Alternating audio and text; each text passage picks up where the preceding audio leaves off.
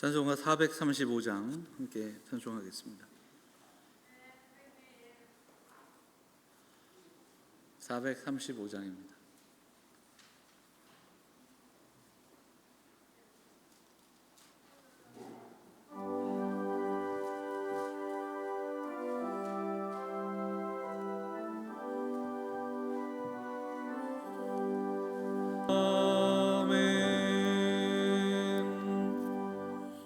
임재 찬양 함께 하겠습니다.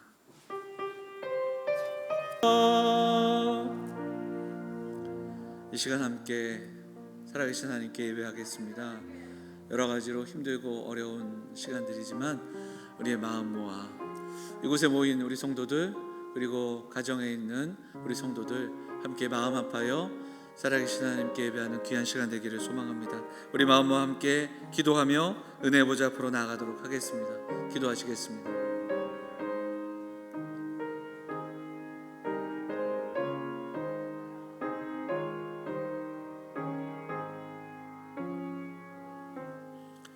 여호와는 나의 힘과 나의 방패이시니 내 마음이 그를 의지하여 도움을 얻었도다. 여호와는 그들의 힘이시요 그의 기름 부음 받은 자의 구원의 요새이시로다. 아멘. 사도신경으로 우리의 신앙을 함께 고백하겠습니다. 나는 전능하신 아버지 하나님 천지의 창조주를 믿습니다. 나는 그의 유일하신 아들 우리 주 예수 그리스도를 믿습니다. 그는 성령으로 잉태되어 동정녀 마리아에게서 나시고 본디오 빌라도에게 고난을 받아 십자가에 못 박혀 죽으시고 장사된 지 사흘 만에 죽은 자 가운데서 다시 살아나셨으며 전능하신 아버지 하나님 편에 앉아 계시다가 거기로부터 살아있는 자와 죽은 자를 심판하러 오십니다. 나는 성령을 믿으며 거룩한 공교회와 성도의 교제와 죄를 용서받는 것과 몸의 부활과 영생을 믿습니다. 아멘. 찬송가 10장 찬송하겠습니다.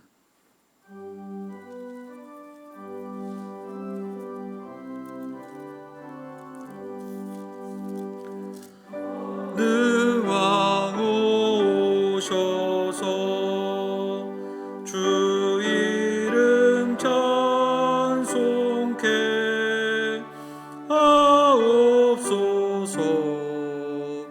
영광과 권능의 성부여 오셔서 우리를 다스려 주옵소서.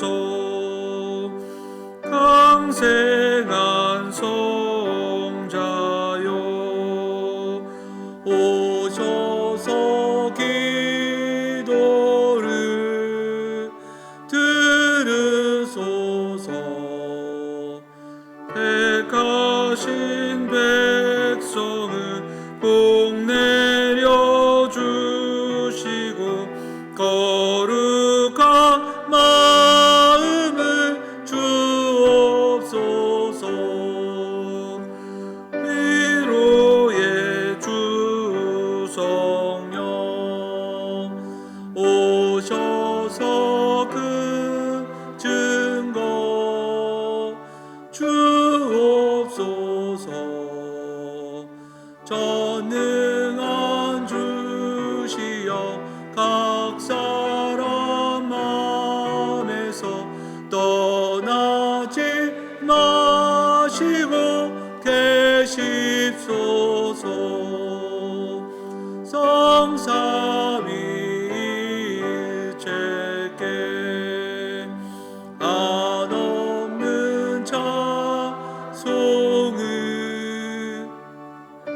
드립니다. 존귀한 주님을 영광 중 배웠고 영원히 모시게 하옵소서.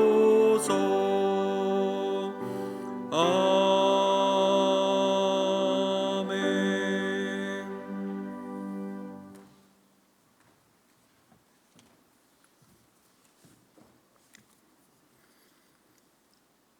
평안의 근원이 되시며 사랑과 은혜가 풍성하신 아버지 하나님, 거룩한 주님의 날 부르심 받은 저희들이 모여 주님 앞에 경배와 찬양과 기도로 모든 존귀와 영광을 드립니다.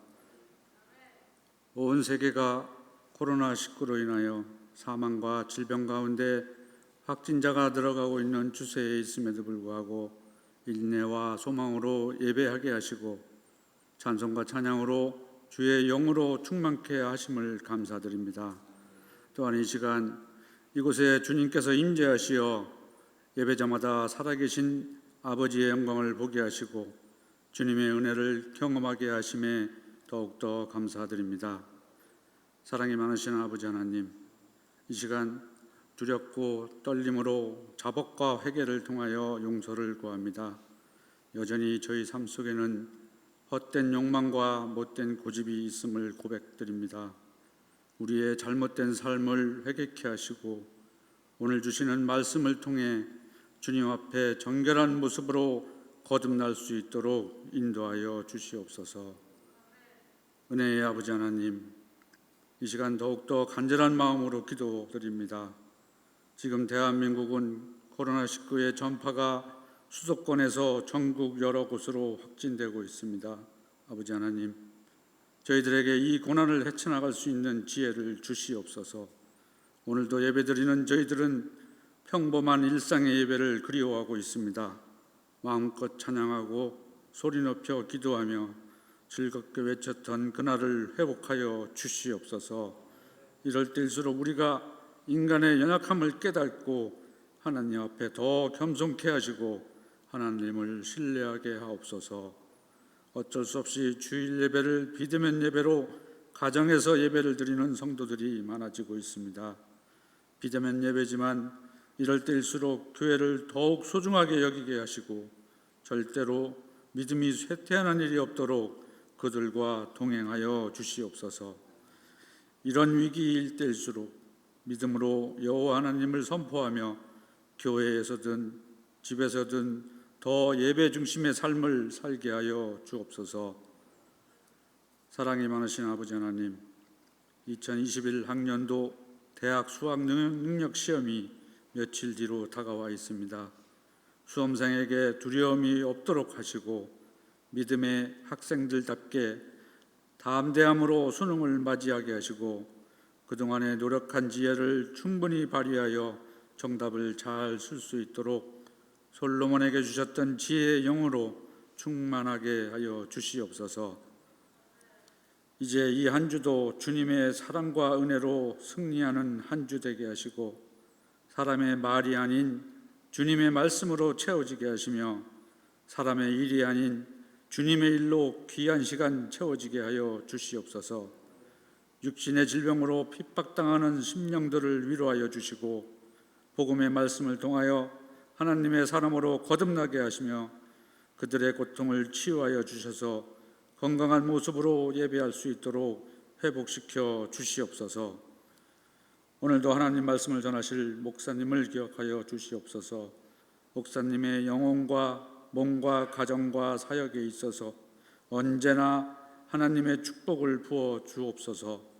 말씀이 선포될 때 하나님의 의가 나타나게 하시고 그 말씀이 우리 가운데 임할 때에 우리 영혼이 새 힘을 얻게 하셔서 우리의 연약함이 강해지도록 하시고 마음에 상처가 있는 자는 회복되는 은혜가 있게 하옵소서. 교회 재직들을 섬기는 손길을 기억하시옵고 섬기는 손길마다 주께서 예비하신 축복을 더하여 주시오며 믿는 자의 권세가 넘치는 그러한 은혜를 주시옵소서. 오늘도 귀한 은혜와 영광으로 충만케 하심을 감사드리며 이 모든 영광 홀로 받으시옵소서. 우리 주 예수 그리스도 이름으로 기도드립니다. 아멘.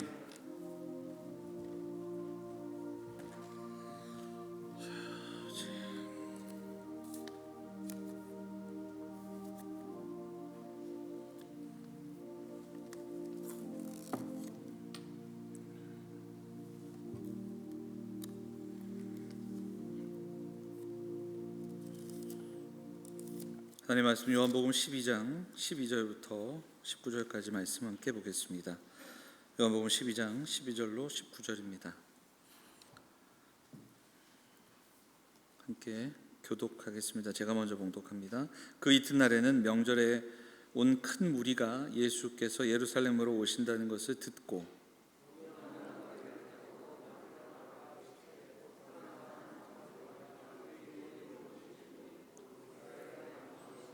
예수는 한 어린 나귀를 보고 타시니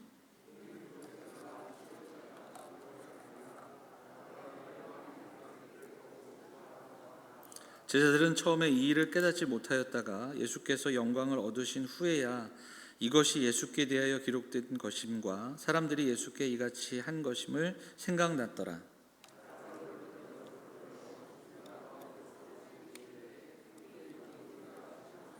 이에 무리가 예수를 맞음은 이 표적 행하심을 들었음이로라. 바리새인들이 서로 말하되 볼지어다 너희 하는 일이 쓸데없다. 보라 온 세상이 그를 따르는도다 하니라. 아멘. 할렐루야. 오늘도 함께 예배하는 우리 성도들, 가정에서 예배하는 성도들, 하나님께서 주시는 위로와 또 힘과 은혜를 경험하는 시간이 될 수 있기를 바랍니다. 자, 우리 양옆에 계신 분들, 앞에 계신 분들 인사 좀 나눌까요? 잘 오셨습니다. 반갑습니다. 인사할까요? 네. 본문의 말씀 의지해서 성도의 영광이라는 제목으로 하나님의 말씀을 나누도록 하겠습니다. 초대교회는 로마 제국의 아래에서, 그것도 한 변방의 작은 나라, 바로 이스라엘 예루살렘에서 시작이 됐습니다. 처음 시작될 때는 유대교 중에 작은 분파처럼 여겨졌고, 그런 가운데 유대교의 핍박을 받기 시작했고, 그리고 좀 더 시간이 흐르자 로마 제국의 박해 아래에 놓여지게 됩니다. 그 역사를 보면 대략 200년 정도 그런 어두운 시절을 보내는데, 그 박해 시절에 많은 성도들이 흩어지게 되고, 그리고 또 흩어진 곳에서 교회를 세우고, 또다시 핍박을 받아 멀리 도망하고, 그래서 지금도 보면 소아시아, 터키의 가장 변방 쪽에 그때 어렵게 신앙생활했던 성도들의 삶이 묻어 있는 것을 우리가 좀 볼 수 있지요. 지하에 도시를 짓고 굴을 파고 숨어서 예배하고 살던 사람들, 또 자기가 살던 그 고향을 떠나 먼 곳에서 나그네의 삶을 살던 사람들, 생각을 해보시면 만약에 우리가 그런 삶을 산다면 어떤 생각과 어떤 마음들을 가질까? 그들은 어떤 소망이 있었을까요? 어떻게 기도했을까요? 아마도 그랬을 겁니다. 하루빨리 이 모든 상황들이 좀 끝나기를, 우리가 지금 믿는 이 믿음의 도리가 이렇게 귀한 건데 이것을 세상 사람들도 알기를, 한 발 더 나가자면 우리도 좀 인정받고, 또 교회가 핍박받지 않고, 또 조금만 더 나가면 우리의 자녀들은 조금 인정받는 시절을 살아가기를, 교회가 좀 그냥 뚜렷하게 우리가 모여서 예배하는 것이 당당하게 예배할 수 있는 그 때를 꿈꾸지 않았겠습니까? 그런데 불과 얼마 되지 않아 정말 그렇게 그들이 꿈꾸고 소망했던 일들이 이루어집니다. 콘스탄틴 황제라는 그 황제 때에 밀라노 칙령을 발표하고, 숨어 살던 그리고 박해받던 그 교회를 인정해주고, 오히려 그들을 또한 여러 가지로 권장하고 또 그들을 독려하는 그런 교회가 이제 떳떳하게 모여서 예배할 수 있는 상황들, 오히려 당당하게, 그리고 더 많은 도움을 받고 또 왕의 어떤 지원을 받는 그런 교회들의 모습으로 바뀝니다. 심지어는 그리고 얼마 되지 않아 AD 380년에 로마는 데오도시우스 황제라는 그 황제가 로마의 국교를 기독교로 바꾸는 그런 일들이 벌어지게 됩니다. 기독교가 그 이후에 로마의 확장을 타서 유럽으로 전해지고, 유럽 많은 국가들도 기독교 국가로 변모되는 그런 내용들을 보게 됩니다. 그리고 그 국가들은 나중에 또한 신대륙을, 그리고 아프리카를 가며 남미를 가며 거기에 또 선교를 하는 모습도 보여줍니다. 하지만 정말 이것이 과연 선교가 되고 그리고 복음의 확장인가, 이런 질문들을 또한 역사 속에서는 해보게 됩니다. 로마의 기독교가 공인된 이후에 바뀐 것 중에 하나가 우리가 지금 일주일을 7일로 지금 보내고 있지만 기록을 찾아보면 로마는 처음에는 8일을 한 주로 그렇게 계산을 했던 흔적을 보게 됩니다. 그런데 7일이 바뀐 것이 바로 이 데오도시우스 황제 이후에 이루어진 일입니다. 그리고 그 근거는 성경이에요. 성경에 하나님께서 창조하시고 그리고 또 쉬신 안식하신 이날, 구약 이스라엘 백성들이 지켜왔던 안식일을 기준으로, 그리고 거기에다가 그들이 섬겼던 태양신을 섬겼던 날과 안식일, 그리고 여기 한 가지 더, 바로 안식 후 첫날 부활하신 것을 기념하여 그들이 주일을 지킵니다. 그리고 주일날 상점이 문을 닫고 사람들이 휴식을 취하는 그런 날이 된 것도, 그러니까 이 어마어마한 영향력으로 자리를 잡은 거죠. 지방으로 도망다니며 지하에서 숨어서 예배하던 사람들이 이제는 당당하게 나와 큰 성전을 짓고 예배하고 그리고 사회의 주류가 되는 그런 때, 이것을 크리스텐덤 시대다 이렇게 이야기합니다. 자, 문제는 이렇게 영향력이 있게 되고 또 종교적으로 또 인정받고 주류로 이어지던, 좀 더 정확히 말하자면 초대교회 말기부터 시작되는 중세로 이어지는 1000년의 시간, 그러면 이 놀라운 교회의 영향력과 교회가 주류가 되었던 이 시간이 정말 하나님의 영광을 나타내며 하나님 나라를 확장시키고 그 하나님의 영광을 우리가 경험하는 시대였는가, 우리가 질문해 봐야 됩니다. 역사, 특별히 교회 역사를 말하는 사람들이 이야기할 때 이 시기가 어떻게 표현이 되냐면 암흑시대라는 표현까지도 불려집니다. 어떤 시대라고요? 암흑시대예요. 교회는 사실은 정치하는 사람들보다 더 위에 있고 교황이 각 나라의 정권을 가지고 이야기할 수 있는 힘이 있고 그리고 사회에 많은 영향력들이 미치고 도시마다 그 도시가 다시 세워질 때 도시 중앙에는 정말 높은 성당과 높은 교회들이 세워지는 그런 때인데 돌아보니 그 시대가 암흑시대였다 이렇게 이야기를 합니다. 어느 시점부터 종교와 권력이 결탁하게 되고 사람들은 누구나 교인이 되고 심지어는 믿음이 있는가 없는가 그 초대교회의 그런 어렵고 힘든 그 삶의 고백으로 나아가는 그런 신앙이 아니라 누구나 교회에 올 수 있고 심지어는 사람을 만나기 위해 자신의 유익을 위해 교회에 오는 그런 시대가 되는 겁니다. 아까 말씀드렸지만 남미와 또 신대륙으로 사람들이 땅을 차지하러 갔던 그때 제일 먼저 앞장서였던 게 선교사입니다. 하지만 선교를 빌미로 해서 칼과 총으로 바로 그 선교를 복음을 전하는 것이 정말 그것이 합당했는가, 심지어는 문명의 충돌이라고 하는 바로 이슬람 지역과 유럽과 부딪히는 그 십자군 전쟁이 오랜 세월 동안 이어지는 그런 시기가 바로 이때입니다. 조금 전 말씀드렸던 대로 로마가 기독교를 공인하면서 제일 먼저 드러났던 것이 성도들이 굉장히 많아졌다는 겁니다. 누구나 성도가 되는 것이고 누구나 교회에 올 수 있고, 그런데 이것이 명목상의 그리스도인들이 늘어났다 이렇게 살펴볼 수 있는 겁니다. 성경은 그 사람들을 성도라 부르기 이전에 무리라고 이야기하고 오늘 우리가 읽었던 본문 속에서도 그 무리라는 이야기가 소개되면서 먼저 오늘 본문이 시작이 됩니다. 자, 본문 12절 한 번만 더 읽어볼까요? 같이 읽겠습니다. 시작.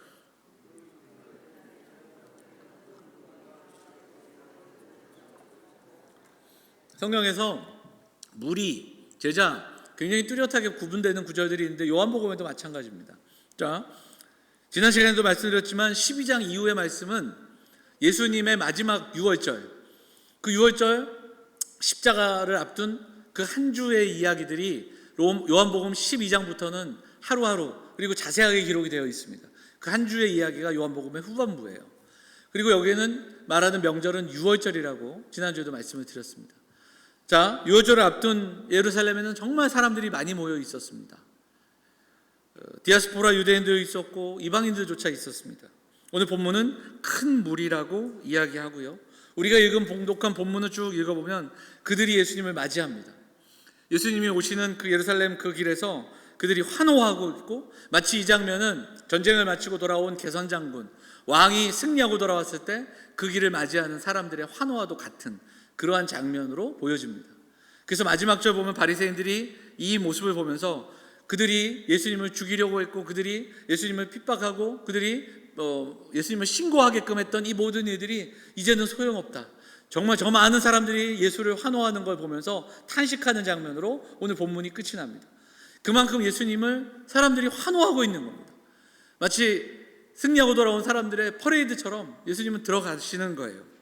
그런데 성경은 이 사람들의 동기, 왜 이들이 환호할까?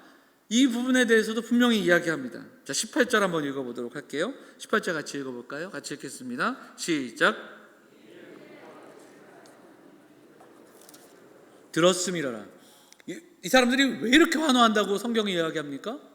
표적을 행한 것을 들었다. 이 표적은 나사로를 살리신 일입니다. 그 나사로의 기적을 이야기하면서 굉장히 많은 시간들을 우리가 이야기했는데 이것은 당시에 굉장한 소식이었습니다. 굉장한 충격이었습니다. 요한복음은 특히 이 부분을 굉장히 강조합니다.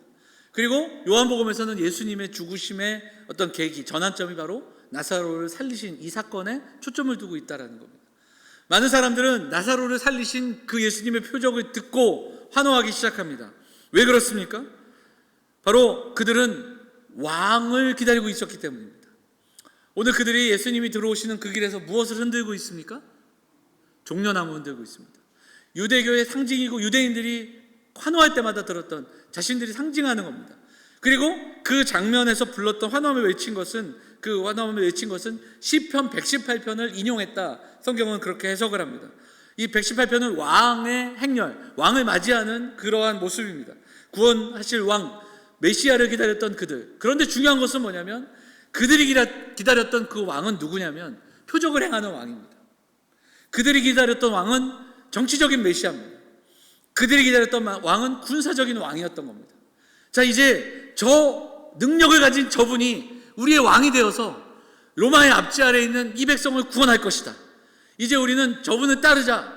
바로 그러한 선언이라는 겁니다. 그리고 그러한 환호라는 겁니다. 그리고 그 중에 많은 사람들은 도대체 그 환호가 무엇을 이야기하는지도 모른 채 환호하고 있는 사람들이 그 자리에 있었습니다. 그것을 알 수 있는 것이 무엇이냐?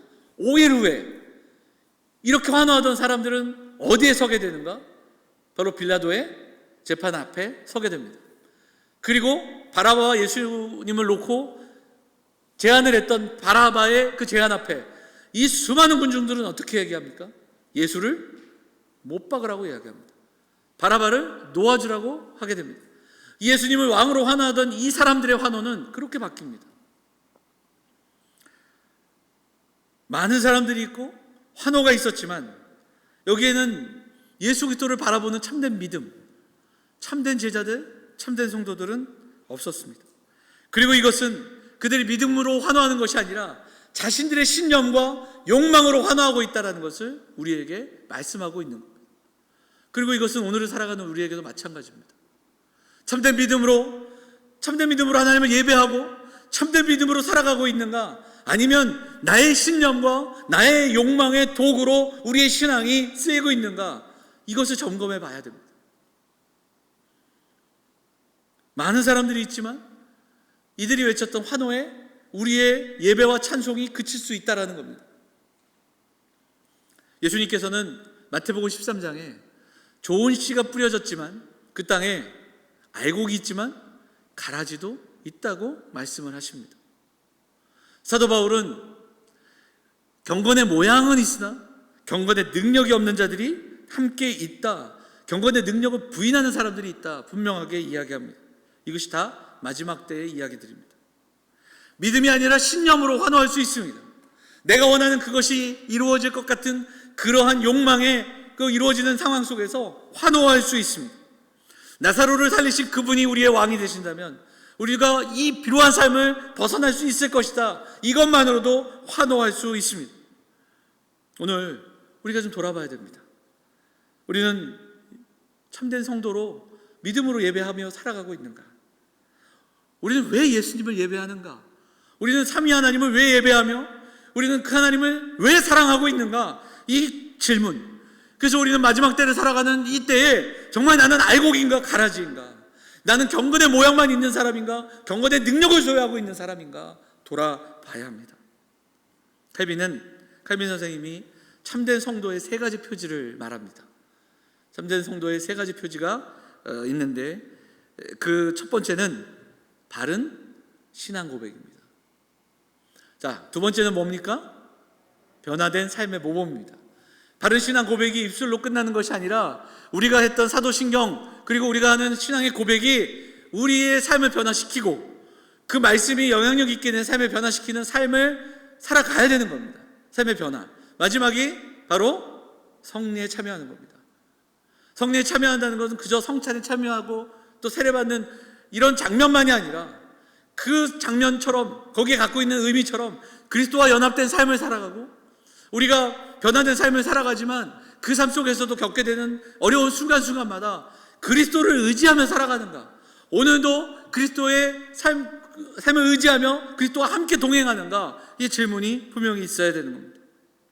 사랑하는 여러분, 교회가 늘어나고 교인이 늘어나는 것, 이것도 좋은 일이겠지만 과연 돌아보면 참된 성도의 수가, 하나님 나라가 정말로 진실로 확장되고 있는가, 이것은 다른 문제입니다. 참된 구원받은 성도는 우리가 알 수 있는 것이 아닙니다. 하나님만이 아시는. 아까 말했던 마태복음 13장이나 사도 바울의 이야기처럼 우리가 이 자리에 함께 모여 있지만 정말로 이곳에 그 가라지가 있을 수 있다라는 이 준엄한 사실, 무거운 사실을 무겁게 받아들이고 우리는 우리를 돌아봐야 하는 겁니다.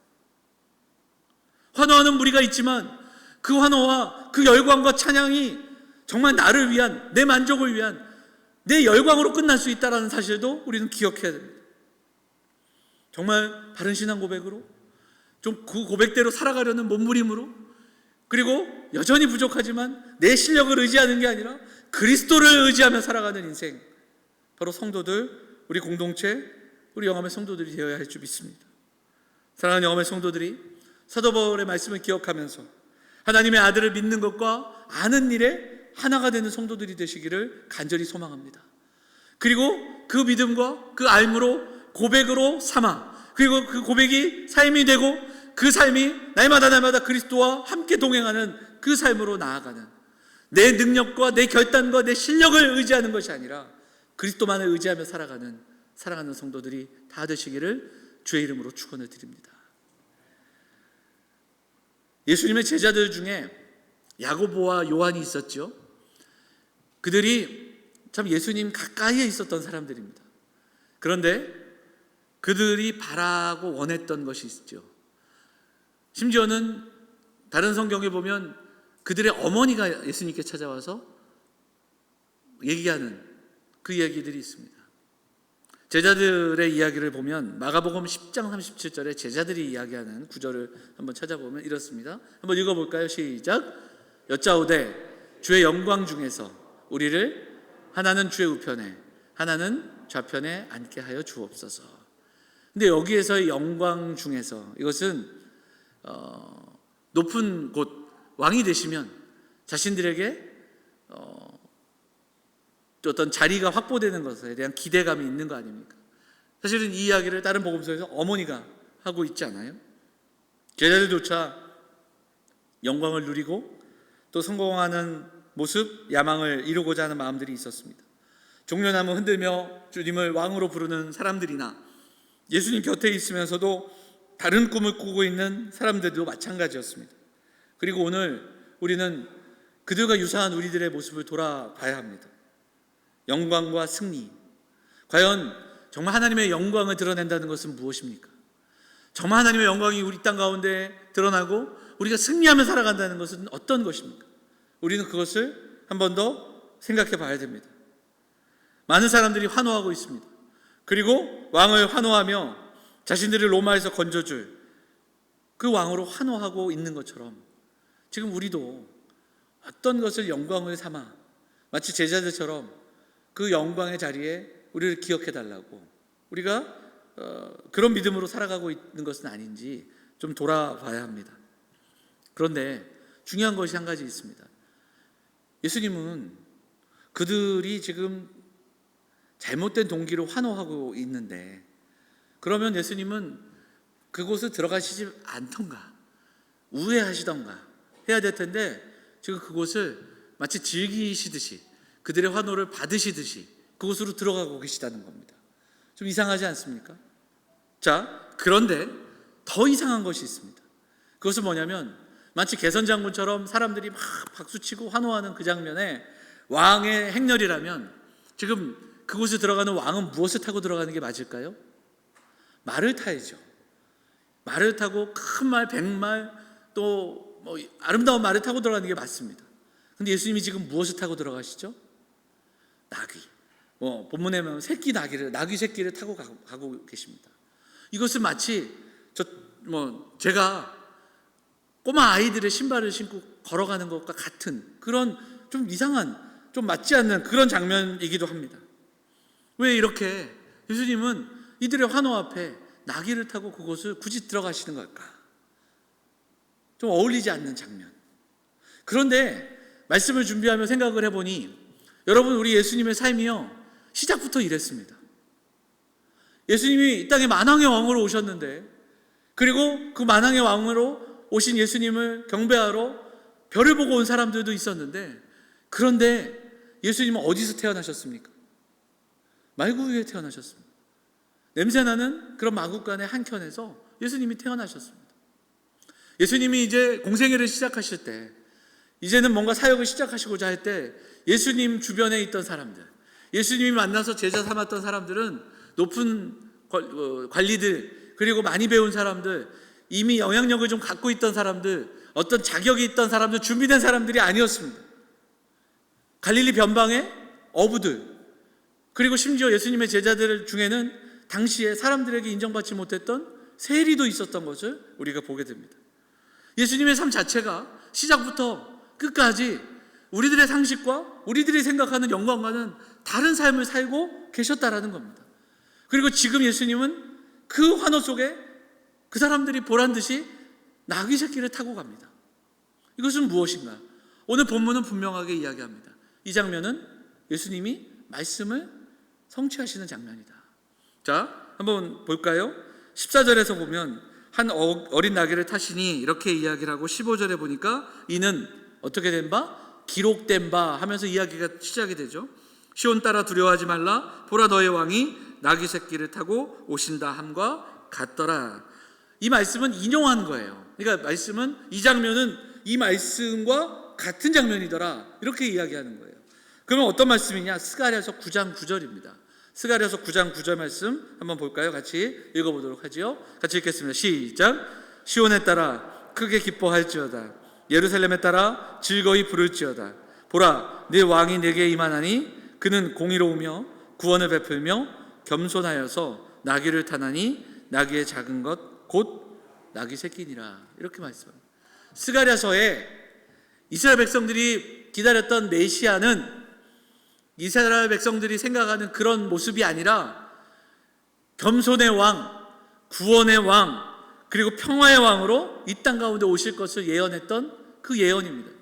그리고 이 예언의 말씀이 성취되고 선언하시는 장면, 상징적인 의미의 선포가 이 자리에서 이어집니다. 군사력을 모아 로마를 대항하고 이스라엘을 이끄는 군사력, 정치적인 왕이 아니라 겸손의 왕으로 이 땅에 오셔서 이제 예수님께서 가시는 그 길 가운데 끝에는 십자가가 있고 십자가를 지심으로 그 구원을 이루실 것임을 예수님은 당당하게 그 안으로, 예루살렘 성 안으로 들어가고 계시는 겁니다. 자, 중요한 것은 요한입니다. 요한은 아까도 말씀드렸듯이 야고보와 요한이 예수님께 좌편에 우편에 우리를 앉게 해달라, 그의 어머니가 그 자녀들의 자리를 놓고 예수님께 부탁한 그 정도의 이야기가 나왔죠. 그러나 그가 깨닫게 되는 영광은 다른 것이었습니다. 그리고 오늘 본문 16절은 그 이야기를 우리에게 들려줍니다. 16절 읽어볼까요? 같이 읽겠습니다. 시작.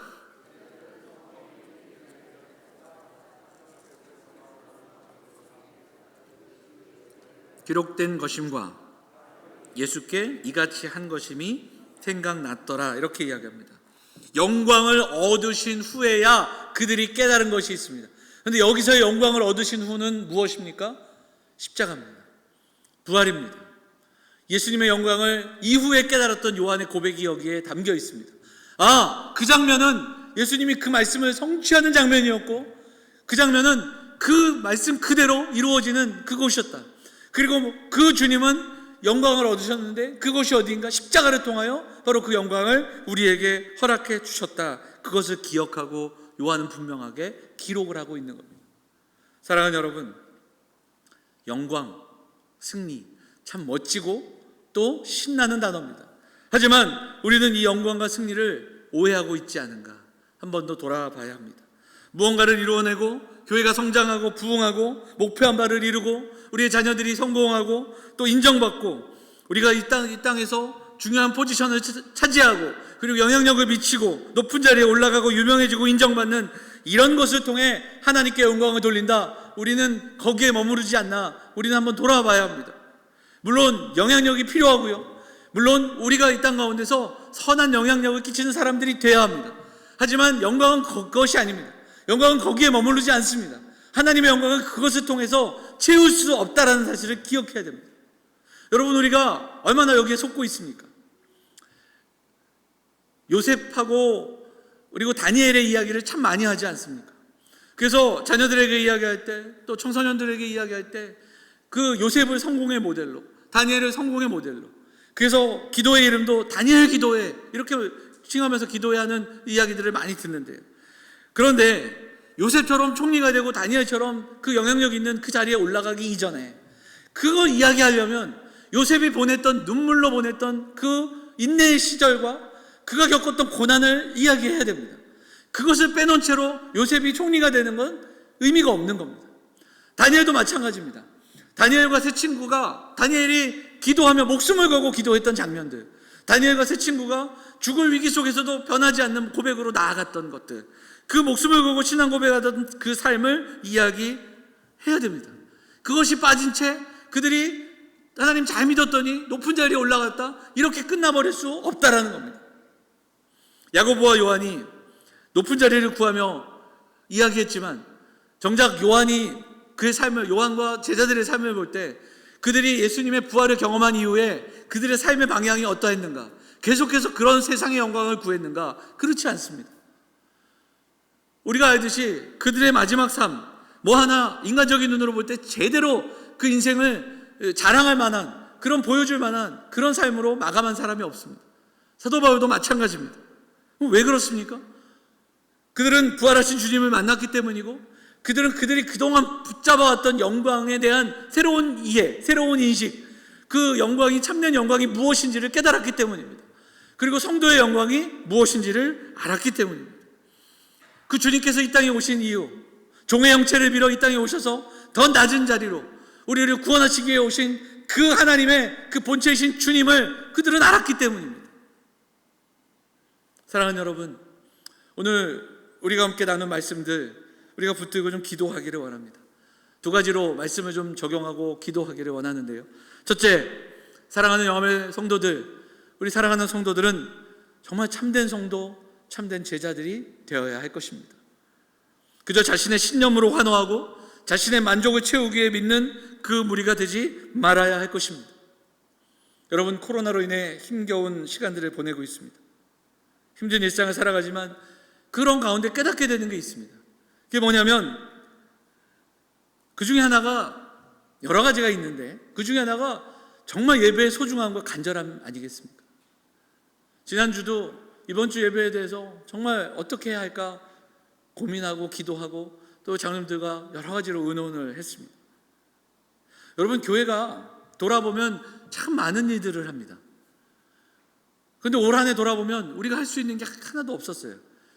정책당회 하면서도 결산을 할 게 그다지 많지 않더라고요. 행사부터 시작해서 우리가 그동안 해왔던 그 많은 것들을 올해 하지 못했습니다. 그리고 내년에도 사실 장담할 수 없는 거죠. 그런데 가만 돌아보니까 생략해도 되는 게 참 많더라고요. 교회가 반드시 하지 않아도 되는 것이 생각보다 많습니다. 근데 절대로 포기할 수 없는 게 있습니다. 그게 바로 예배입니다. 이 예배의 소중함입니다. 예배의 간절함입니다. 사랑하는 여러분, 예배가 어려울 때 이때 예배할 수 있어야 됩니다. 여러분, 우리가 한번 돌아보면 이 예배가 우리가 그동안 얼마나 개인적인 예배들이 소홀했는지를 깨닫게 되지 않습니까? 모여서 예배하는 것도 정말 귀중하지만 모이지 못할 때가 있습니다. 하지만 우리 그때도 예배해야 되잖아요. 근데 우리가 이번 시간들을 보내며 개인적인 예배가 얼마나 소홀했는가, 우리가 가정에서 예배하는 것이 얼마나 어색한지, 그리고 우리가 자녀들과 함께 예배하지 못하고 따로 시간을 내어 말씀을 읽고 개인적인 예배 생활들이 얼마나 게을렀으며 얼마나 적었는지를 오히려 깨달을 수 있는 시간들이었습니다. 비록 현장에 나와 예배하지 못하더라도 동일한 마음으로 예배하는 훈련들이 오히려 이때에 우리에게 경험되어지고 있습니다. 오히려 예배하는 것이 얼마나 간절한가를 다시 한번 경험합니다. 여러분, 그날에 알곡과 가라지가 구별됩니다. 지금 바른 신앙 고백이 있는가? 그 고백으로 살아가는가? 나는 정말 그리스도를 의지하며 살아가고 있는가? 우리는 오히려 이때에, 참 힘들고 어려운 이때지만 우리는 우리를 점검하고 우리를 더 돌아볼 수 있는 시간이 되어야 할 줄 믿습니다. 한 가지 더 우리가 기도할 것은 세상의 가치와 세상이 말하는 성공과 힘의 권력, 그리고 세상의 욕망을 분별하며 살아야 됩니다. 세상의 영광을 하나님의 영광과 바꾸지 말아야 합니다. 마태복음 4장에 보면 광야에서 시험 받으시는 주님의 이야기가 나오지요. 마태복음에 나오는 순서대로면 세 번째 사탄이 예수님을 어떻게 시험합니까? 자, 마태복음 4장 8절 9절 같이 한번 읽어볼까요? 같이 읽겠습니다. 시작. 마귀가 또 그를 지극히 높은 산으로 가서 영광을 보며 가로되 만일 내게 엎드려 경배하면 이 모든 것을 내게 주리라. 이렇게 이야기합니다. 사단은 미혹의 영입니다. 거짓말하는 겁니다. 지금 이 본문, 이 짧은 속에서도 거짓말이 있어요. 뭐냐면 천하만국과 그 영광. 천하만국은 영광이 될 수 없습니다. 또한 그것을 사단이 줄 수 없습니다. 그런데 거짓말하고 있는 거예요. 예수님은 마귀에게 분명히 말씀하십니다. 물러가라. 주 너희 하나님께 경배하고 다만 그를 섬기라. 예수님이 보여주시는 것이 무엇입니까? 바로 세상, 그가 보여줬던 천하만국은 영광이 될 수 없다는 거예요. 예수님이 바라보시던 영광은 천하만국과 그가 보여지는 그것이 아니라 하나님을 경배하고 하나님만을 섬기는 그것이 참된 영광임을 선포하고 계시는 겁니다. 오늘 살아가는 성도에게도 바로 그것이 영광이 되어야 합니다. 성도가 가진 영광, 바로 하나님을 경배하며 하나님만을 섬기는 그 성도의 참된 영광을 기억해야 됩니다. 누구나 복받는 인생이 되고 싶습니다. 이 땅을 살아가면서 정말 비루한 삶을 살아가고 좀 나약하고 연약하고 힘든 삶을 살아가는 것 원하지 않습니다. 하지만 참된 복이 무엇인지는 분별하며 살아야 됩니다. 부와 명예와 권력과 인정받음이 아니라 그보다 더 근원적인 그 영광된 삶, 그리고 그 영광된 삶으로 우리를 부르신 그 복된 삶을 우리는 먼저 기억할 수 있어야 됩니다. 엉뚱한 곳에 주파수 맞추면서 엉뚱한 소리를 지르고 여전히 나귀를 타고 오시는 주님을 보며 말씀을 기억하지 못한 채 그저 내 욕망과 내 원함을 환호성을 지르는 그러한 수준에 머무르는 그러한 예배, 그러한 모습들, 그러한 찬송, 그러한 기도, 그 신앙생활에서 우리는 일어서야 합니다. 땅의 것을 추구하는 그런 삶을 멈춰야 합니다. 코로나로 인해 보내고 있는 이 시간, 하나님께서는 어찌 보면 올 한 해 우리의 이 그릇된 환호를 멈추게 하셨습니다. 하나님은 목적도 없는 분주함을 멈추게 하셨습니다. 우리가 갖고 있던 신앙의 거품과 허영을 벗게 하셨습니다. 사랑하는 여러분, 이 땅 가운데 하나님의 본체이심에도 불구하고 종의 형체를 빌어 이 땅에 오신 주님은 더 낮아지셔서 우리를 구원하시기 위해 이 땅 가운데 오시고 오늘 그 만왕의 왕이신 그분이 나귀를 타고 지금 예루살렘으로 들어가고 계십니다. 십자가로 걸어가시는 그 주님의 발걸음입니다. 바울은 빌립보서에서 이렇게 우리에게 이야기합니다. 빌립보서 2장 5절 말씀 읽고 말씀 마치겠습니다. 같이 읽어볼까요? 너희 안에 이 마음을 품으라. 곧 그리스도 예수의 마음이니. 사랑하는 여러분, 주님의 섬김과 낮아지심이 있습니다. 그렇게 우리를 찾아오신 주님의 마음을 품을 수 있는 성도들이 다 되시기를 간절히 소망합니다. 힘겹고 어려운 시간을 보내고 있습니다. 성도들 가정과 개인의 이야기를 들어보면 한순간 탄식이 나올 수밖에 없는 그런 시대이지만 그럼에도 불구하고 본질로 돌아가야 합니다. 그리고 환호하는 자리를 떠나 정말로 참된 성도의 예배의 자리로 나아갈 수 있는 사랑하는 성도들이 되시기를 간절히 소망합니다. 그리고 세상의 영광과 하나님 나라의 영광을 분별하며 살아가야 합니다. 세상의 영광과 헛된 영광을 하나님의 영광과 바꾸어 살아가는 그런 사람들이 되지 않기를 바랍니다. 세상의 영광을 흠모하지 않으며 참된 성도의 삶을 살아가고 바른 신앙 고백으로 그 변화된 삶으로 주님을 의지하는 그러한 모습으로 이 어려운 시대를 하루하루 주님 안에서 주님과 함께 승리하며 살아가시는 우리 영암의 성도들 다 되시기를 주의 이름으로 축원을 드립니다. 말씀 붙들고 함께 기도하겠습니다. 이 시간에 잠시 기도할 때 우리의 삶을 돌아보고 헛된 환호가 아니라 정말 진심 어린 예배, 그리고 또 하나님 앞에 세상의 헛된 영광을 구하는 것이 아니라 하나님 나라를 구하고 또 하나님의 참된 성도의 삶을 구하는 이 시간 되기를 간절히 소망합니다. 우리 말씀 붙들고 함께 이 시간 기도하도록 하겠습니다. 기도하겠습니다. 하나님 아버지, 오늘을 살아가는 삶의 자리가 참 여전히 어렵고 힘들고 답답한 삶을 살아가는 우리들의 모습이지만 하나님 아버지, 성도들에게 힘과 용기를 주시고 하나님을 더 의지하며 살아가는 성도들이 될 수 있도록, 하나님만을 바라보는 성도들이 될 수 있도록 인도하여 주옵소서. 하나님, 정말 예배하며 살아가는 인생들이 되고 하나님만을 바라보는 사람들이 될 수 있도록 인도하여 주옵소서. 하나님 아버지, 세상의 영광과 헛된 영광들을 흠모하며 살아가지 않게 하시고 오히려 삶의 방향이 바르게 설정되고 온전히 하나님 나라의 그 기쁨과 하나님 나라의 성도로 살아가고 있는 그 놀라운 기쁨들이 우리에게 고백되어지는 그러한 성도들이 모여 예배하는 예배의 현장들이 될 수 있도록 인도하여 주옵소서. 하나님 붙잡아 주시옵소서. 주님 은혜를 더하여 주옵소서. 우리 성도들에게 한 가지만 더 기도 제목 드리겠습니다. 우리 성도들을 위해서 기도해 주시기를 바랍니다. 환도들이 많고 힘들고 어려운 가정들을 위해서 기도하겠습니다. 그리고 목요일 수능을 앞둔 많은 학생들, 우리 교회도 있지만 수능을 앞둔 세대들을 위해서 기도해 주셔서 정말 이 일로 인해서 오랫동안 준비했던 그 수능이 정말 어려워지지 않도록 이 위기를 잘 극복해낼 수 있도록 우리 온 국민이 마음을 합하여서 잘 감당해내는 시기 되기를 소망하며 우리 같이 함께 우리 성도들 위해서, 특별히 수능을 앞둔 우리 학생들을 위해서 기도하도록 하겠습니다. 같이 함께 기도하겠습니다. 하나님 아버지, 힘겹고 어려운 삶의 걸음 가운데 육신의 아픔으로 기도하고 또 그 안에 하나님 함께 매달리며 하나님 부르짖는 우리 성도들의 삶이 있습니다. 우리 환우들을 기억하여 주시고 하나님 은혜를 더하여 주셔서 하나님께서 주시는 위로와 힘을 얻게 하시고 회복을 경험할 수 있도록 인도하여 주옵소서.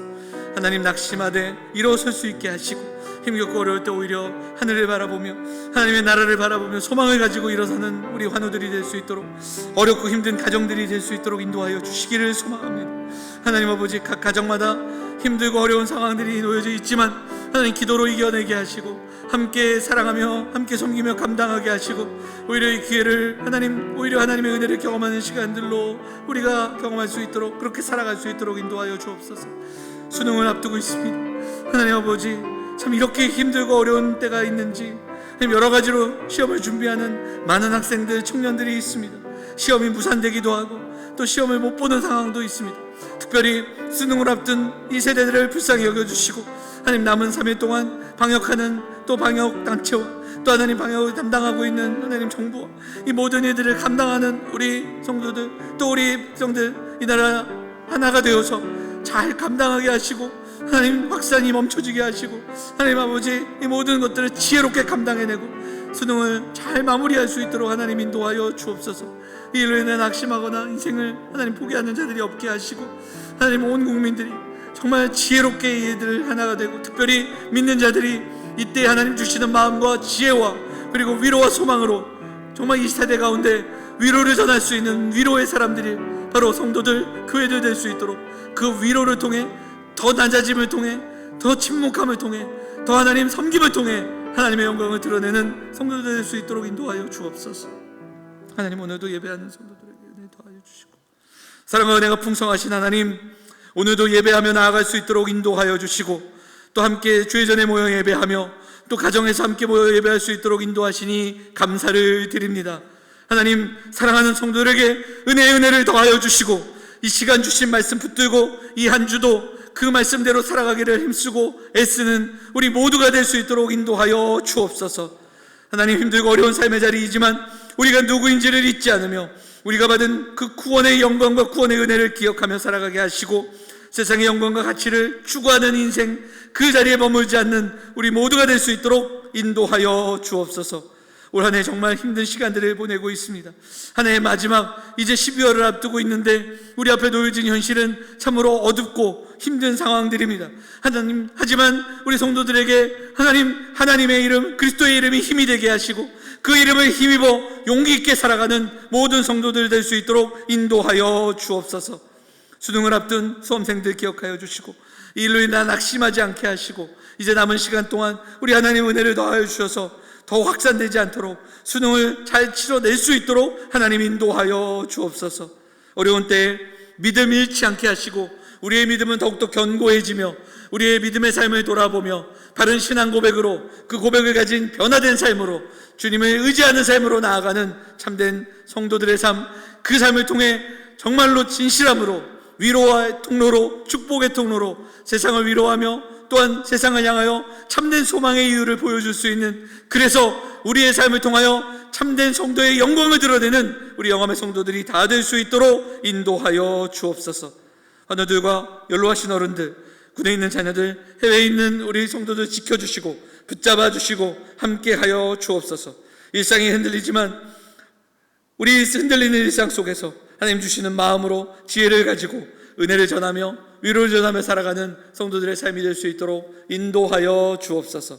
이 모든 말씀 우리를 권하신 예수 그리스도의 이름으로 감사하며 기도하옵나이다. 아멘. 찬송가 455장 함께 찬송하겠습니다.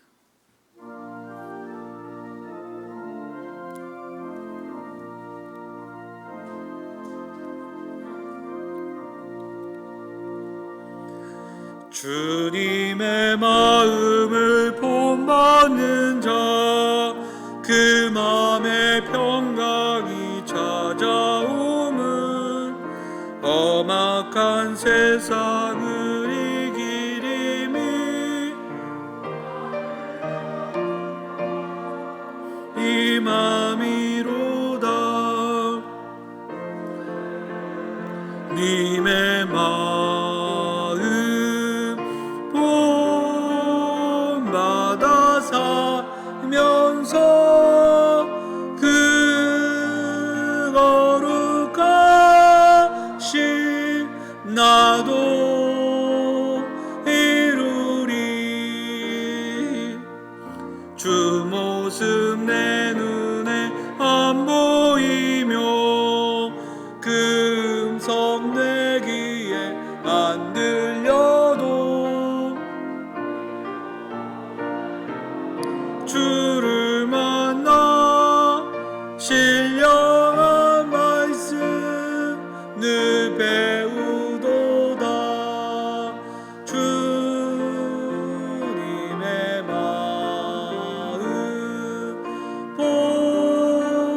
본받아 살면서 그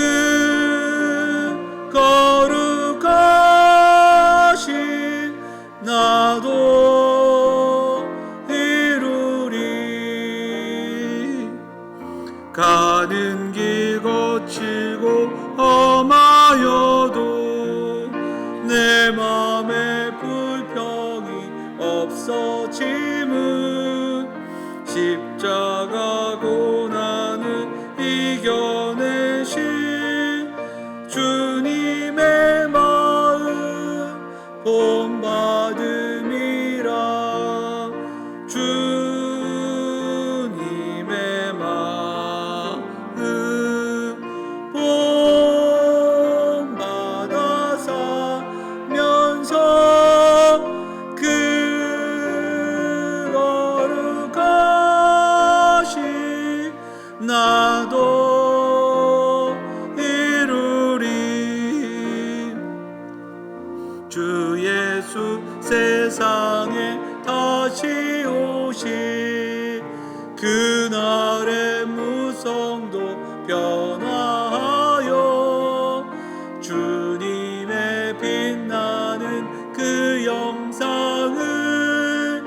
다 함께 보며 주 찬양하리.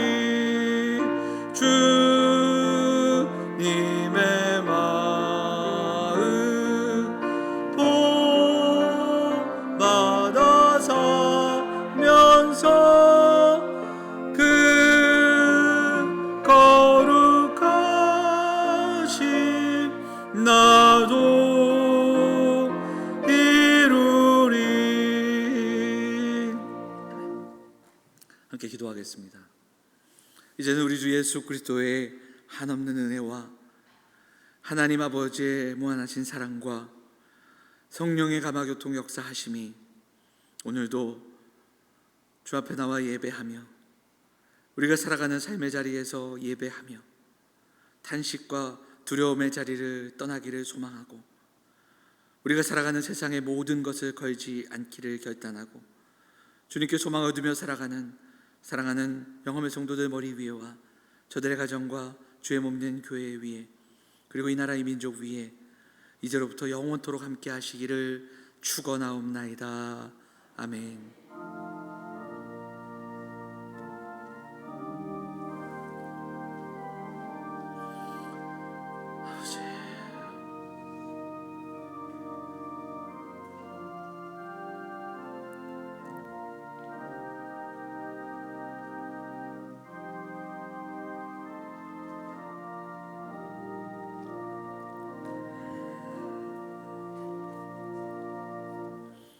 예배를 마치겠습니다. 교회 소식 알려드리겠습니다.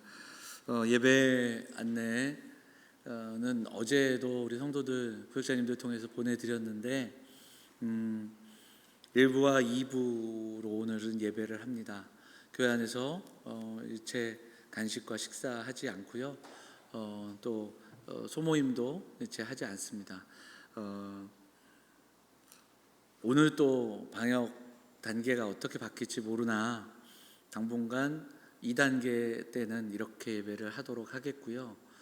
혹시 오늘 또 방역이 올라가서 또 나름대로의 그 방역 지침들이 있으면 또 우리가 공지하도록 하겠습니다. 교회는 이번 정책당회 때 사실 저희가 단계별로 어떻게 예배해야 하는가 그 매뉴얼도 만들어 놨는데 어쨌든 좀 그런 흐름에 따라서 우리가 좀 조정하도록 하겠고요. 여러분들 잘 지켜주시고 혹시 다음 주에 우리가 모이지 못하더라도 영상으로 실시간으로 예배할 수 있으니까요. 우리가 꼭 예배 참여하시는 어쨌든 우리가 모여서 흩어져서 예배하는 일은 소홀히 않도록 우리가 힘썼으면 좋겠습니다. 당분간 주중 모임도 하지 않습니다. 새벽 기도회는 음성으로 한동안은 신청하신 분들에게만 보내드렸는데 구역장님들 통해서 우리 성도들에게 새벽 기도 음성 파일로 보내드리겠습니다. 수요 기도회 역시 실시간으로 영상으로 송출할 겁니다. 가정에서 수요 기도회에 참석하시면 되는데 우리 교회가 12월부터 항상 2월까지 수요 기도회 시간이 7시로 30분 당겨서 예배하지 않습니까? 그래서 아마 여러분에게 카톡으로 예배 어떤 유튜브 주소가 나갈 때 아마 6시 50분경에 나가게 될 겁니다. 그래서 7시부터 예배가 시작된다는 거 기억해 주시기를 바라고요. 가정에서도 우리가 함께 수요 기도에 참석하실 수 있었으면 좋겠습니다. 홈페이지에 주보 성경 공부란 또 제출하시는 분들은 주보, 그리고 가정에 계신 분들은 교회에 오시면 1층에 주보를 일주일 동안 배치하니까요. 가져가시고 홈페이지에도 또 있으니까 또 확인하셔서 작성하시고 그것을 이렇게 카톡이나 문자로 우리 전사님께 보내주시면 됩니다. 주차 안내를 좀 하도록 하겠습니다. 우리가 이제 범양 아파트에 주차하시는 분들이 계신데요. 범양 아파트 주차 시스템이 좀 바뀌어서 저희가 지하 주차장에는 주차를 할 수가 없어요. 등록된 분들만 그래서 들어가기 때문에 그 대신 저희는 1층 지상에는 주차할 수 있습니다. 장로님들과 의논하기는 아파트와 더 이야기해서 조금 지상을 저희가 더 확보해 놔야 되는 거 아닌가 그런 생각도 해보고 아파트 또 측하고도 얘기를 해봐야겠지만 어쨌든 저희가 아예 주차 못하는 게 아니라 지상 주차장은 지금까지처럼 이용하시니까 우리 교인분들 중에서 지하에 그동안 주차하셨던 분들은 이것을 좀 숙지하시고, 지하에는 들어갈 수가 없어요. 이제 아예 그게 안 올라갑니다. 그리고 지하를 제가 이렇게 보니까 잘못 들어갔다간 백하기가 너무 힘들어서 이 광고를 미리 하는 겁니다. 여러분들 지하로 가시지 말고 1층에 지상에 빈자리에 많이 주차하시면 되겠습니다.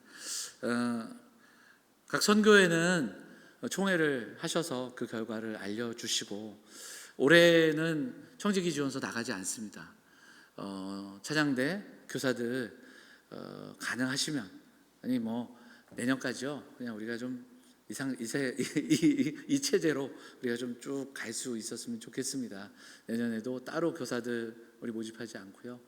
지금 교사하시는 분들 또 애쓰셨지만 좀 내년에도 수고해 주시기를. 그리고 각 선교회도 이렇게 들어보니까 뭐 그대로 하시는 선교회도 있고 새로 뽑으시는 분들도 있는데, 어쨌든 우리가 내년에 대해서 많은 준비를 못하지만 소박하지만 그래도 대비하고 준비해야 하니까 각 선교회는 임원 개선을 하시거나 또 연임을 하시거나 이런 사항들을 협조하셔서 말씀해 주시고, 어쨌든 우리가 해야 할 일들을 차분히 준비해 나가면 좋겠습니다. 새벽에는 몇 번 말씀을 드렸지만 저는 개인적으로 그렇게 생각합니다. 마지막 이 기승이 아닌가, 기승을 부리는 게 아닌가. 이번 겨울만 잘 견뎌내면 정말 우리가 마스크를 벗고 예배하는 날이 멀지 않았다. 저는 조심스럽게, 그게 언제인지 제가 딱 얘기하진 않지만 그런 소망을 갖고 있습니다. 이번 겨울만 우리 성도들 잘 이겨내 주시기를 부탁드리고요. 몇 주가 될 텐데 몇 주 동안은 제가 일부 예배 때도 그런 말씀 드렸어요. 만나는 사람들 좀 줄이고 또 모임도 좀 줄이고, 최소한 수능 볼 때까지 우리는 수능 잘 치러질 수 있도록 협조해야 되고, 그리고 우리 성도들도 가정에서, 그리고 또 개인적으로 운동도 하시고, 그리고 또 맛있는 것도 좀 가정에서 드셔서 건강하게 몇 주만 잘 이겨내면 좋은 소식들이 있을 것이다. 그런 소망을 갖고 있습니다. 그렇게 우리 같이 좀 기도하면서 좀 힘든 시기들 잘 이겨내는 우리 성도들 되시기를 바라고, 저는 매일 교회 오니까 매일매일 그렇게 기도하도록 하겠습니다. 성도들 위해서 우리 교육자들과 또 우리 당회원들과 또 우리 주일자들 그렇게 기도할 테니까 우리가 있는 곳에서 그렇게 기도하며 살아갈 수 있었으면 좋겠습니다. 자, 옆에 계신 분들 인사하겠습니다. 한 주도 건강하세요. 승리하세요. 인사할까요? 네, 고맙습니다. 우리 축복하겠습니다.